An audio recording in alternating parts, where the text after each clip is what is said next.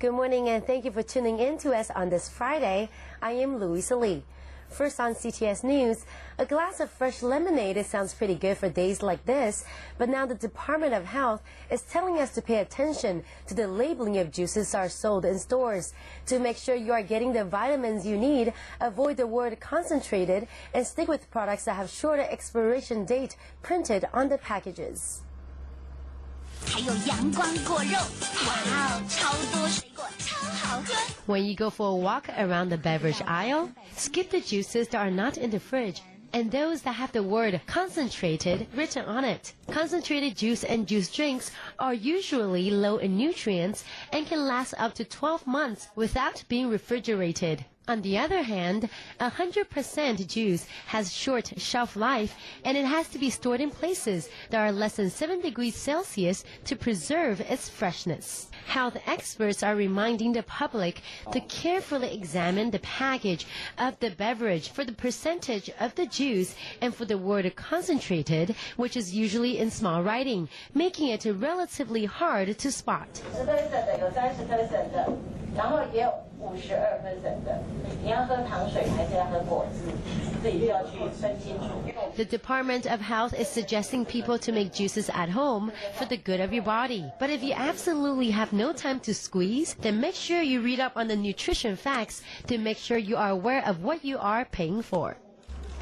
And there are several health advices out there that have proven to be untrue by studying in the U.S., including depending on urine when you're attacked by a jellyfish.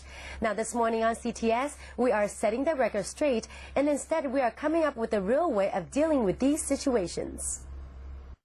Surfers, you are told to urinate on your wound if you ever get stung by a jellyfish. Right? Wrong.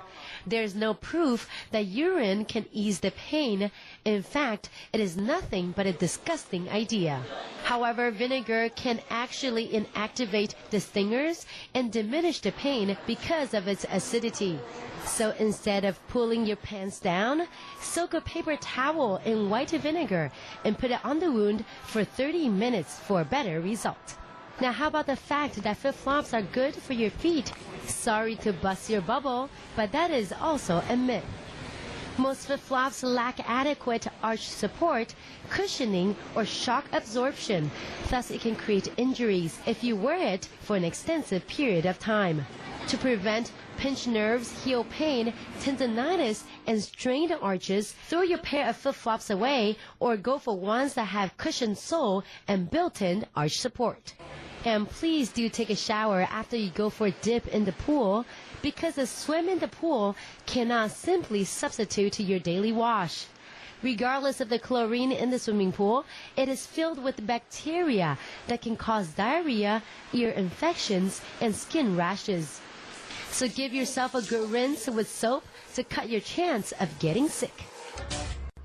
The Changhua District Prosecutor's Office is seeking a 25-year sentence and a fine of 10 million NT dollars for the owner of Yushen Company, Lai Junjie, who is accused of producing and selling harmful food additives to food suppliers.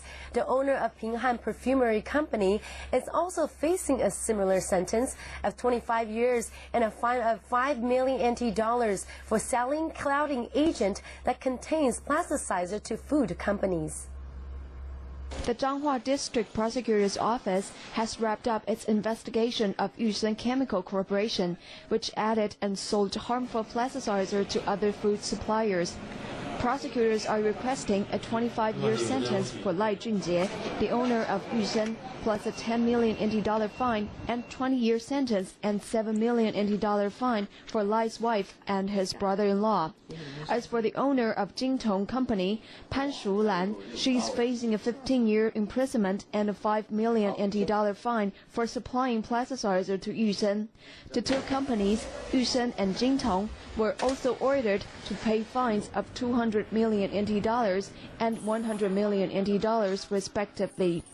Yushen Company was indicted on violating the Food Sanitation Management Act and supplying 16 suppliers with more than 102 tons of tainted products and more than 458 separate transactions.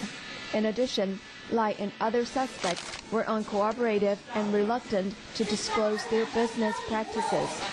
Moreover, they showed no regret during the investigation and were found trying to transfer funds to other bank accounts to avoid fines.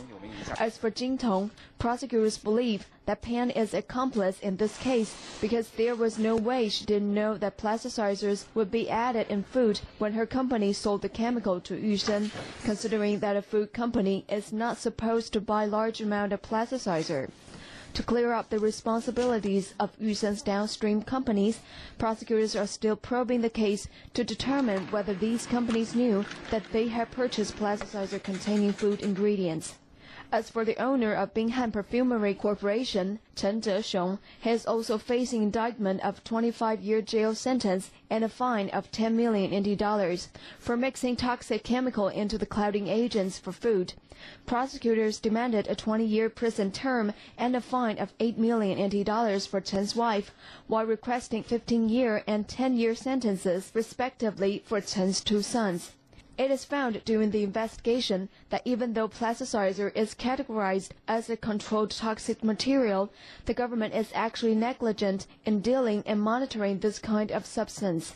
As the plasticizer scandal has severely damaged consumers' confidence and Taiwan's reputation, the prosecutors also hope that the public can have a deeper reflection over this incident and learn the lesson. And to stimulate Taiwan's sports development, the legislature has passed the Sports Industry Development Act, which will allow sports groups that host competitions or sports activities to be exempted from 5% of sales tax. In addition, companies who sponsor athletes or sports groups can also enjoy an income tax deduction.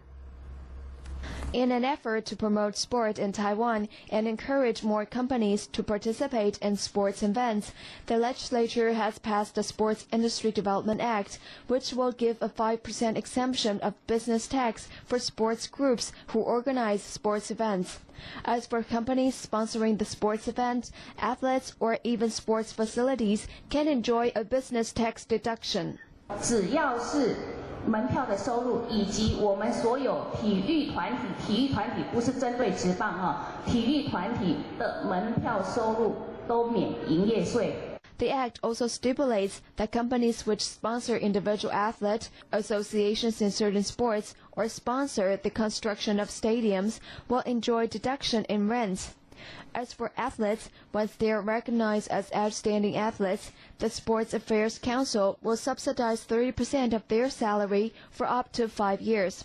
比如说陈金峰，他是我们的优秀选手，是我们界定的优秀选手里头呢，陈金峰30%的薪资呢由政府来出，70%由企业来出。Still, some people are questioning just what the standards are for a so-called outstanding athlete and how many outstanding athletes will be subsidized by the Sports Affairs Council. SAC Minister said that this will be discussed and decided later in the meeting with sports associations. In addition, the council said that they are planning to provide sport coupons to students to encourage them to watch games at the stadiums. And a masterpiece of 14th century Chinese artist Huang Gongwang is currently on display in Taipei's National Palace Museum, marking the first time in centuries that the artwork is exhibited in its entirety. And it has a backstory that is even more fascinating than a best-selling thriller. When the great Yuan dynasty artist Huang Gongwang completed his magnum opus in 1350, he could barely imagine what kind of journey this artwork would go through.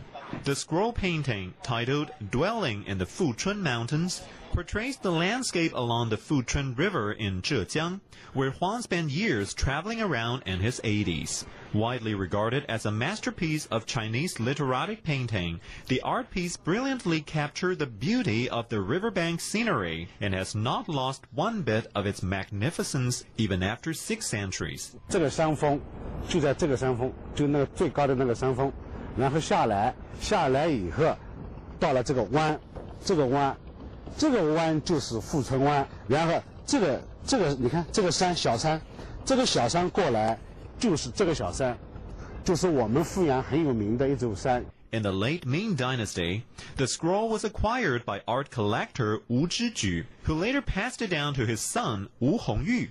The younger Wu loved the painting so much that shortly before his death in 1650, he decided to have the artwork incinerated in the hope of carrying it with him to the next life. Fortunately, his nephew saved the scroll from the flames, but damage had already been done. A 0.5-meter-long section, which would later be called the remaining mountain, was separated from the main part as a result. When the ROC government moved to Taiwan in 1949, it brought the main part of the painting, called the Master Wuyong Scroll, to the island as well, while the remaining mountain remained in Zhejiang. But thanks to warming cross-strait relations in recent years, the two separate parts of Huang's masterwork finally gets the chance to be reunited after 361 years. Starting June 1st, both parts of the painting have been on display here in Taipei in a special exhibition organized by the National Palace Museum with the help of the Zhejiang Provincial Museum. Barry Lin, head of the Quanta Culture and Education Foundation, is among the exhibition's key sponsors, and he pointed out the historical significance of the event in a speech during the opening ceremony. 乾隆皇帝有一个很有趣的那个习惯，其实他最喜欢的是书画，他在他最喜欢的文物里面呢，都盖上遗子孙。当时乾隆皇帝想说，这些文物是我子孙。他的子孙永久是收藏的，永久是享有的。乾隆皇帝万万想不到，遗子孙不只是他的子孙哦，而且他不只是中国人，不只是皇爷子孙，其实是属于全世界人类的一个宝藏。Inspired by the compelling backstory of the painting, award-winning lyricist Vincent Fang even wrote a song to mark the occasion.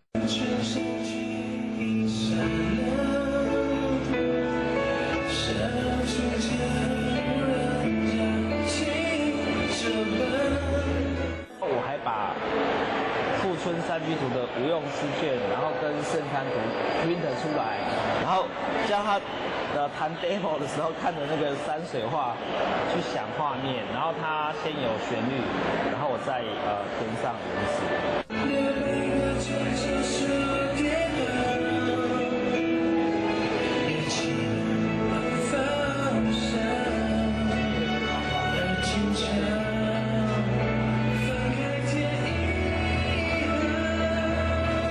While the story of this great artwork will keep unfolding, it has at least reached a happy ending of a long and tortuous chapter.